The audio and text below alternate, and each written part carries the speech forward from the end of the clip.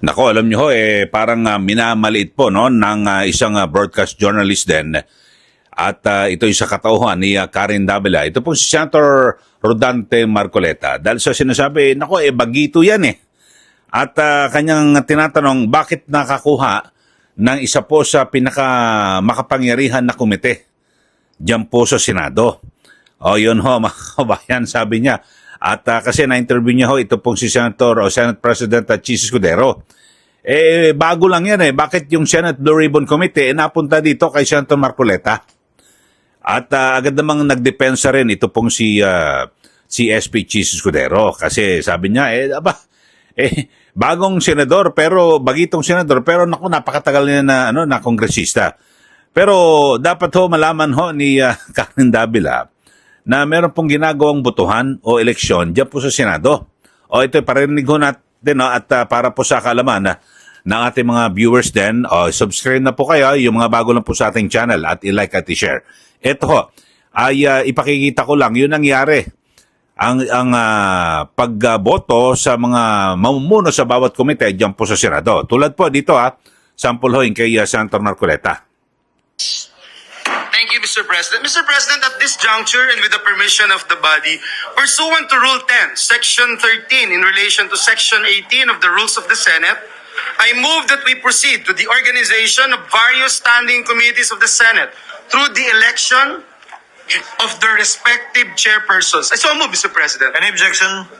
Hearing none, motion is approved. Mr. President, I move that we elect Senator Rodante Marcoleta as chairperson of the Committee on Accountability of Public Officers and Investigations. So move, Mr. President. Any objection? Hearing none, Senator Marcoleta is so elected. Okay, so maliwanag ho. So, ini-elect ho.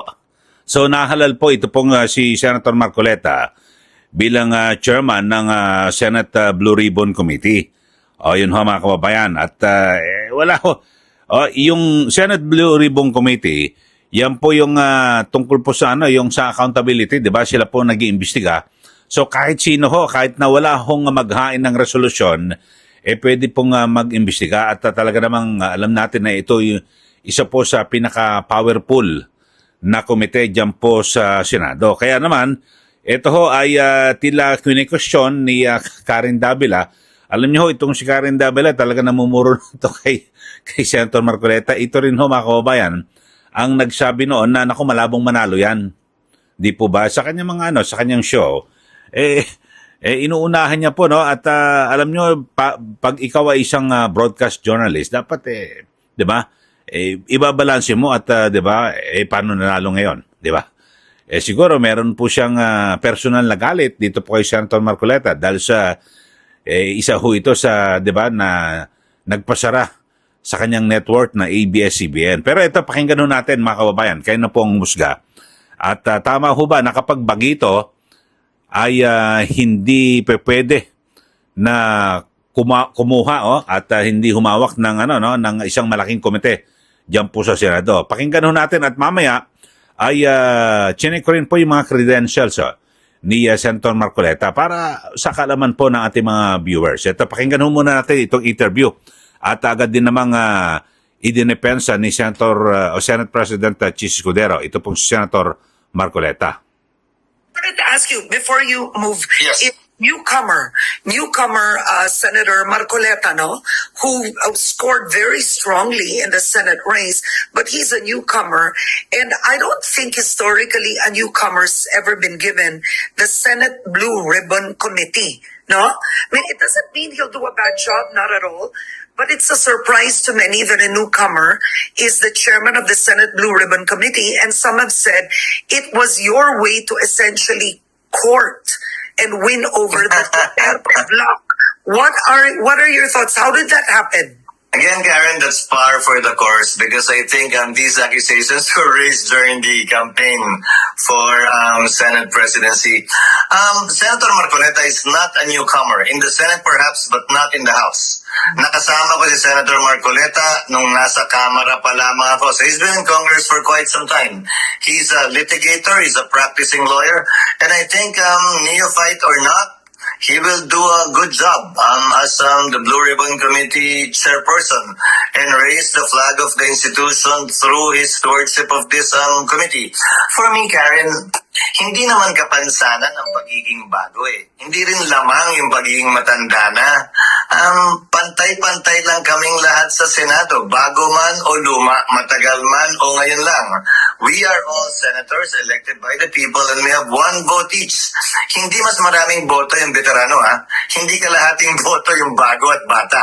We all have the same votes and I think it would be unfair, to say the least, na maliitin yung kakayanan ng bago, ng bata, at sabihing mas may kakayanan, automatic yung mas nakatatanda o mas matagal nang nanilbihan. Okay, so yun po ang paliwanag ni Senator o Senate President Chis Escudero.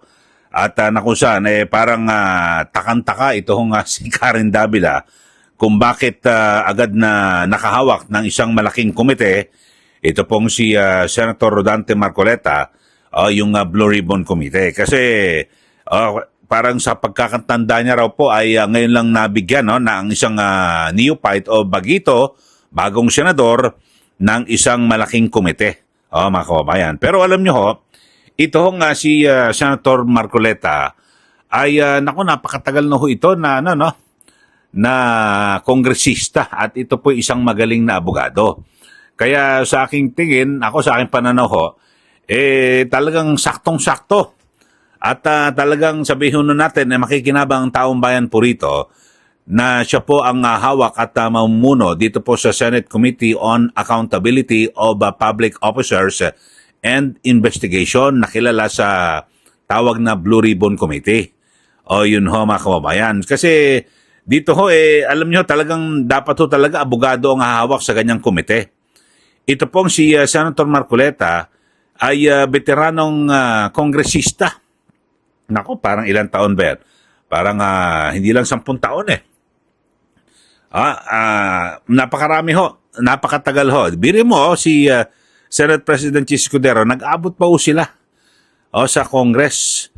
Yun ho mga kababayan. At siyempre, alam nyo naman ho, ito pong si Senator Marcoleta, ako sinusubaybayan ko ito diyan po sa Kamara, di ba? Na siya po Sagip Party List Representative. Talagang ang magaling ho. Siya rin po ang naging chairperson ng yung deputy majority leader, tapos kasama rin ho yan sa Commission on Appointments mga kababayan, di ba? Tapos pag may mga hearing, talagang magaling at kabisado niya po yung ating saligang batas, mga kababayan.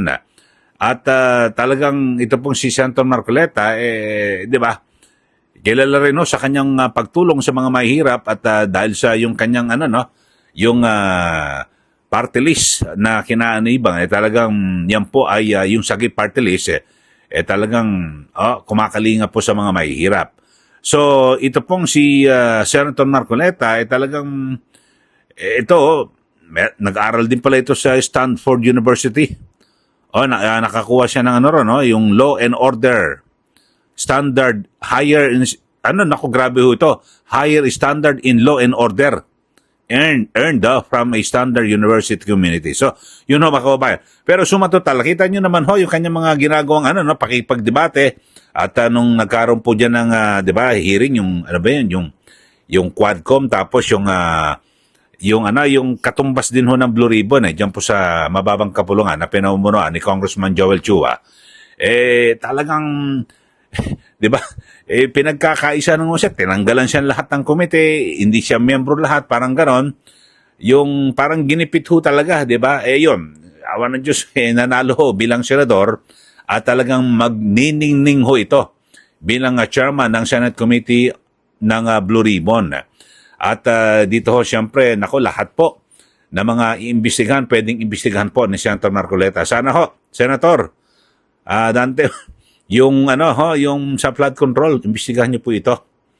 At lahat mapanagot ho rito kasi, 'di ba?